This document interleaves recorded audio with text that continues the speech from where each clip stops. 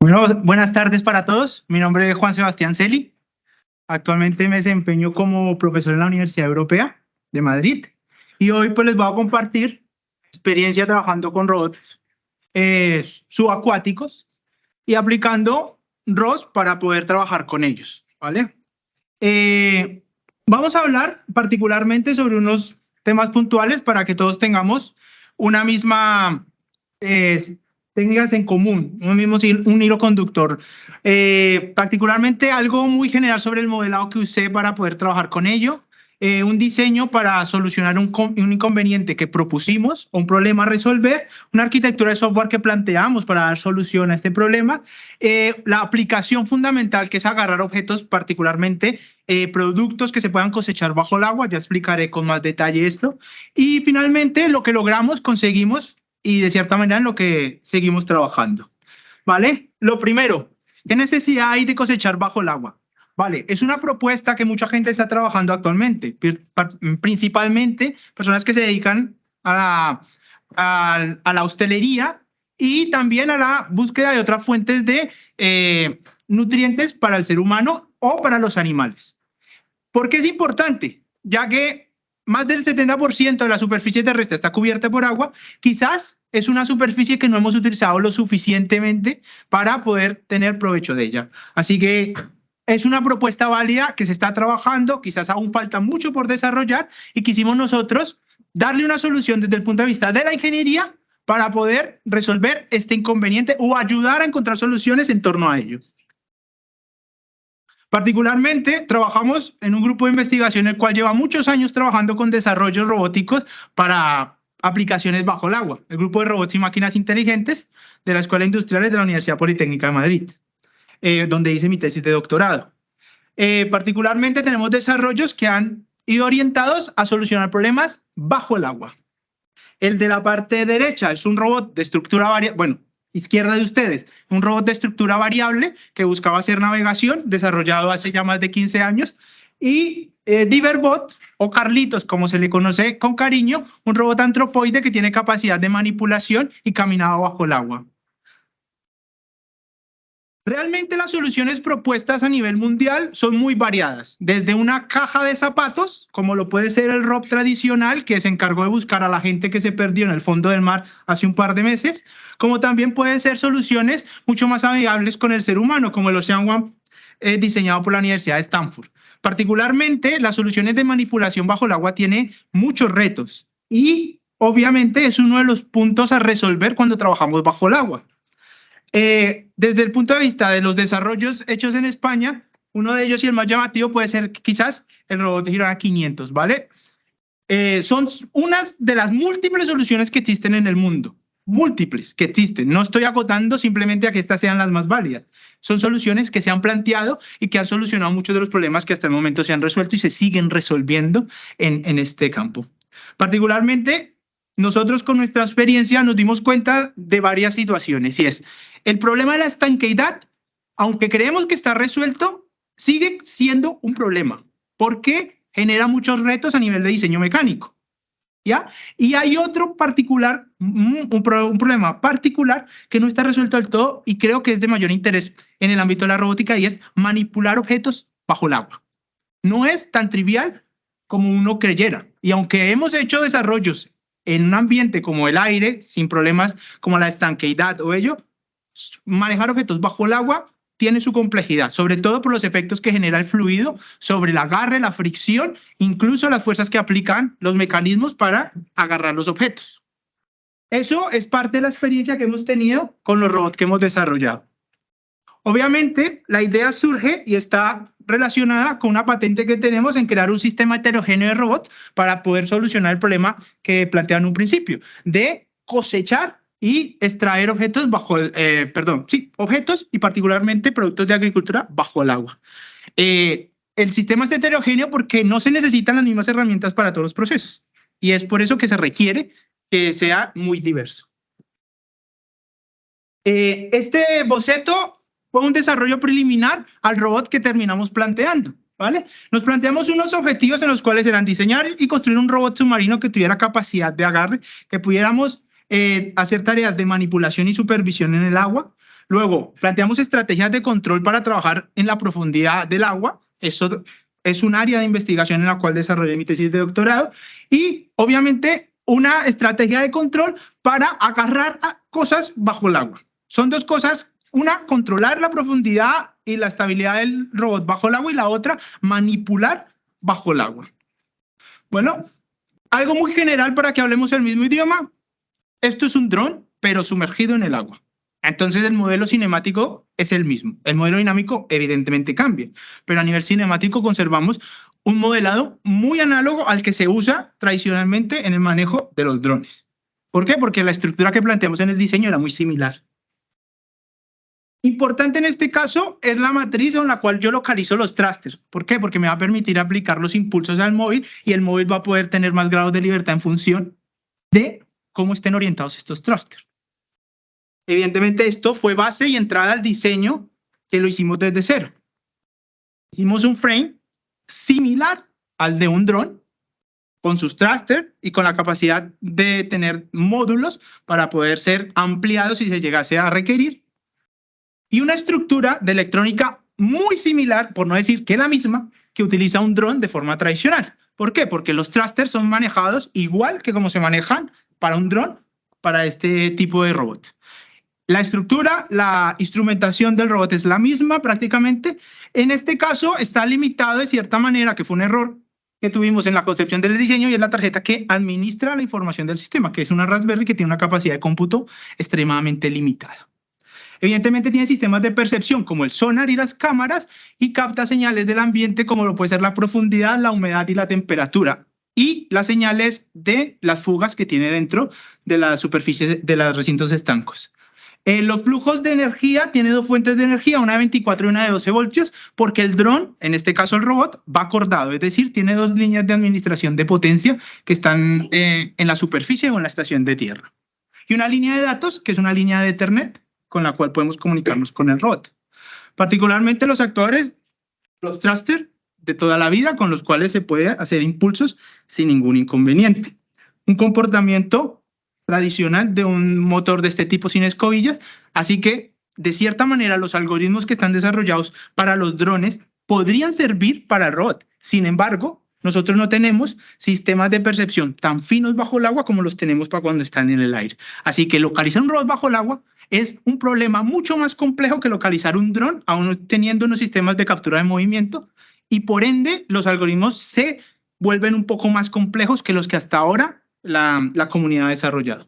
Evidentemente, ¿cómo manipulo bajo el agua? Con un sistema de manipulación hidráulico que hemos patentado nosotros, y con ello transferimos potencia usando un motor eléctrico a través de una línea hidráulica para accionar mecanismos. Simplemente un motor eléctrico mueve un actuador hidráulico, transfiere la energía a través de esta línea hidráulica y transforma eso en un movimiento, puede ser lineal o rotacional. Si le puedes dar play, por favor. Esta es la validación del mecanismo, totalmente estanco, y va a ser sumergido a posteriori en el agua. Esta prueba fue llevada a cabo en el año de la pandemia, en el 20. Entonces, era nuestra primera prueba de concepto. Simplemente abría y cerraba la garrita con la que se iba a manipular cosas.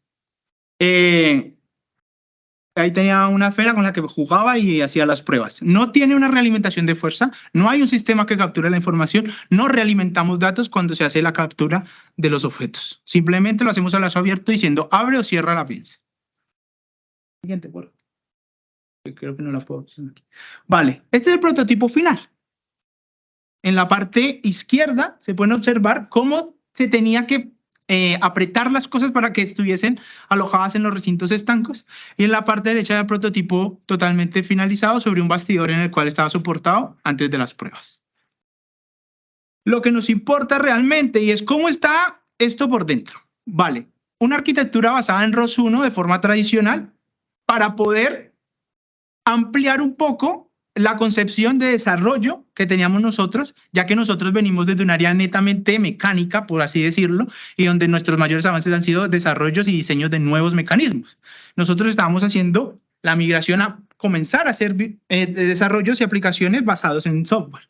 De ahí que nuestra primera propuesta haya sido basada en ROS 1 con una arquitectura muy tradicional en la cual hacemos una descripción del robot a partir del robot description, luego un paquete para el control donde tenemos scripts específicamente para el control del robot teleoperado totalmente, un paquete donde manipulamos única y exclusivamente las acciones que tiene en el brazo porque tiene dos comportamientos, dos behavior, y un server que nos va a permitir usar una arquitectura externa en donde montamos un servidor, una página web y podemos interactuar con el robot obteniendo imágenes de sus cámaras, la información del sonar, la información de la pose que nos da de forma la IMU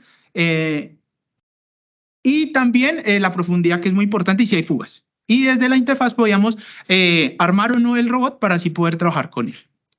En esta parte derecha los diagramas muestran cómo estaban conectados los robots y cómo logramos, bueno, cómo habilitamos una conexión con Simulink de MATLAB para poder hacer desarrollo de controladores de forma gráfica y poder visualizar los gráficos y que se usaran en docencia. Entonces, muchos de estos controladores fueron usados para dar clases en ingeniería de control y explicar más o menos la estructura de un controlador a modo gráfico que a nivel didáctico nos vendría mejor hacerlo de esta manera que con el código que estaba hecho en Python. La interfaz web fue desarrollada en JavaScript y con Angular para poder tener una gestión y administración de los componentes en la aplicación web. Más o menos, este era el resultado que teníamos en las simulaciones y en ARBIX, en Gazebo y en ARBIX, en donde podíamos visualizar todos los algoritmos que estamos aplicando respecto al control, controles de profundidad, movimientos de los brazos, apertura de las pinzas, y hacer una prueba preliminar antes de hacer las inmersiones. Las inmersiones de cierta manera tenían un costo elevado, porque sumergir el robot conllevaba que teníamos que tener la piscina llena y nosotros no teníamos la infraestructura para mantener la piscina llena constantemente. Y por lo tanto teníamos que estar pendientes de esa logística, cosa que nos exigía preparar las inmersiones. Así que para prepararlas lo que hacíamos era hacer las simulaciones y el control respecto a las simulaciones. Una pequeña muestra de cómo estaba la interfaz web trabajando con el robot. En la parte izquierda se puede ver lo que es la visualización de la pose, las cámaras, el sonar y cómo podía yo interactuar con el robot. Y a otra ventana de configuración en donde yo podía configurar el servidor del robot, en donde estaba lanzándose el bridge que tiene ROS para trabajar desde la web y la información de prueba y validación de los thruster uno por uno. Dos diagramas de uso, de casos de uso, uno para el robot, para la interfaz web y el otro para lo que es el brazo. ¿Por qué? Porque los clasificamos como los dos agentes principales, diferente al agente del robot. ¿Por qué? Porque la aplicación web era la que me permitía a mí relacionarme con el agente que es robot, usuario, agente, y en el caso del brazo, pues podíamos relacionarlo directamente como el agente al brazo directamente, desde bien sea el usuario o el robot. En este caso está el usuario que designa la acción, el comportamiento para el brazo. Bueno, planteamos varios experimentos en los cuales el primero fue agarrar, la botella usando un gancho. En este caso, pues atamos un gancho debajo del robot y con ello nos sumergimos a recoger una botella. ¿Vale? Se ve un poco sucia el agua porque la idea era que diéramos a entender que no era totalmente autónomo el robot y que teníamos que teleoperarle. La realimentación la teníamos a través de las cámaras y del sonar y se teleoperaba desde afuera de la piscina. Y las gráficas de arriba muestran el comportamiento del móvil bajo el agua. Están obtenidas en MATLAB, pero los datos todos pertenecen a la red de ROS, solo que pues yo visualizaba con MATLAB para poder luego tener el reporte de ello. Otra experimentación que planteamos fue hacer la recolección de otros objetos. ¿Qué objetos recolectamos en este caso? Recolectamos primero una esfera de aproximadamente 8 centímetros de diámetro y una masa de 300 gramos. Y pudimos recolectarla del fondo de la piscina que tenía una profundidad de 2 metros. También recolectamos la botella, pero usando ahora la pinza, la garra. Entonces, en este caso lo que hacíamos era agarrar la botella, no recogerla con el gancho, sino agarrarla y levantarla y transportarla a otro sitio, al igual que con la esfera, que también la levantamos de un sitio y la llevamos a otro.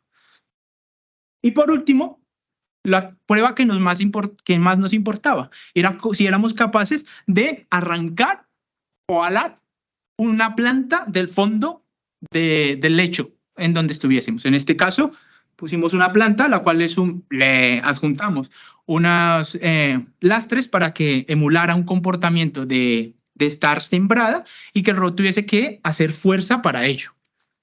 Y el comportamiento se ve más o menos en las gráficas de arriba, en donde se puede ver que hubo unos errores ahí en el controlador en donde no asumió la perturbación de la masa de la planta y por ende pues tenían ahí sus complejidades. Evidentemente, el sistema mecánico que fue propuesto lo solucionó y ahora la arquitectura de software que planteamos daba solución final al hecho de poder recolectar, agarrar o sujetar plantas desde el fondo de una piscina, desde una superficie, bueno, en un espejo de agua que llamamos nosotros, y poder sumergirnos y obtener diferentes productos. Como tal, podemos decir de cierta manera que logramos solucionar 3 de los objetivos que nos planteamos, ¿sí? Obviamente había otros objetivos por detrás más relacionados a la metodología científica que propusimos, que estaba más ligada hacia el lado de mi tesis de doctorado. Y esta metodología está más ligada hacia el desarrollo de ingeniería que propusimos. Evidentemente, se diseñó y se construyó un robot submarino que tenía la característica de ser subactuado y a su vez que podía dar la posibilidad de recolectar objetos como esferas, botellas o incluso lo que más nos importaba, plantas. ¿Vale? También se hizo el diseño y la implementación de la estrategia del control de la profundidad y de la estabilidad del móvil bajo el agua, que aunque uno pudiese usar software que ya está desarrollado, desarrollamos el controlador con otras estrategias diferentes a las que tradicionalmente se usa. Particularmente usando metodologías que requieren el uso de álgebra geométrica.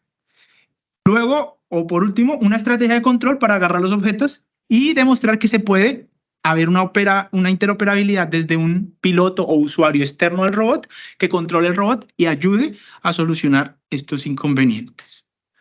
¿En qué se sigue trabajando? Bueno, a nivel técnico, en mejorar el prototipo en muchas cosas. Potencia, capacidad de cómputo, fuentes de alimentación para unificarlas, integración de nuevos sensores. Por otro lado, se trabaja en el área de control, haciendo análisis de estabilidad, de robustez de los controladores y cómo hacer que el control sea mejor y tenga mejores prestaciones con el que se fue diseñado.